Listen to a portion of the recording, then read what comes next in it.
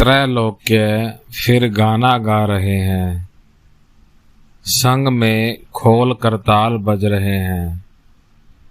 श्री राम कृष्ण प्रेम में मस्त होकर नृत्य कर रहे हैं।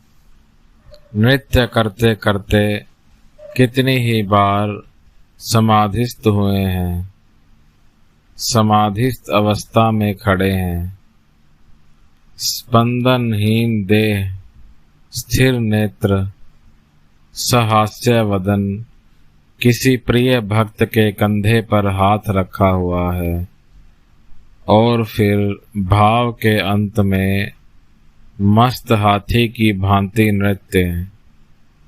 बाह्य दशा लौटने पर गाने में नया पद जोड़ रहे हैं। नाचो माँ भक्त वृंद बेड़े बेड़े, आपने नेचे नाचाओ गो माँ। आबार बोले हृदय पद में एक बार नाचो माँ। नाचो गो ब्रह्ममयी से भुवन मोहन रूपे, अर्थात माँ भक्तों को घेर कर नाचो। आप नाच नाच कर भक्तों को नचाओ। हे माता रानी, और कहता हूँ माँ हृदय पद्म पर एक बार नाचो। हे ब्रह्ममयी, अपने उसी भुवन मोहन रूप में नाचो। यह अपूर्व दृश्य है। मात्रगत प्राण प्रेम में मतवाले इस स्वर्गीय बालक का नृत्य। ब्रह्म भक्त उन्हें घेर कर नृत्य करते हैं, जैसे चुंबक ने लोहे को पकड़ लिया है। सभी उन्मत्त होकर ब्रह्म नाम कर रहे हैं। फिर दोबारा उसी ब्रह्म का मधुर नाम, माँ का नाम कर रहे हैं। बहुत से लोग ही बालकवत माँ माँ कहते कहते रो रहे हैं। कीर्तन के अंत में सब ने आसन ग्रहण किया। अभी तक समाज की संध्याकालीन उपासना नहीं हुई। हठात इस कीर्तन आनंद में समस्त नियम जाने कहाँ बह गए।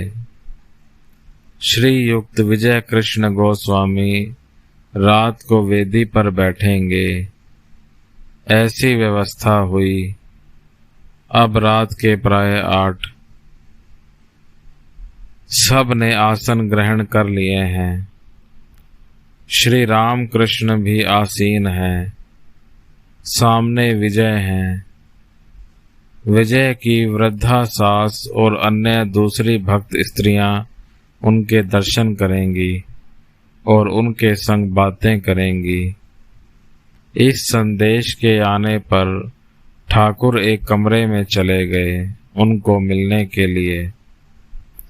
कुछ देर में लौटकर विजय से कहते हैं, देखो तुम्हारी सास की कैसी भक्ति है।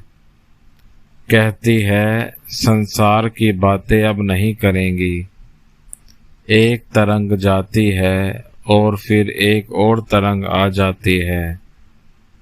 मैंने कहा, अजी तुम्हें फिर इससे क्या, तुम्हें तो ज्ञान हो गया है।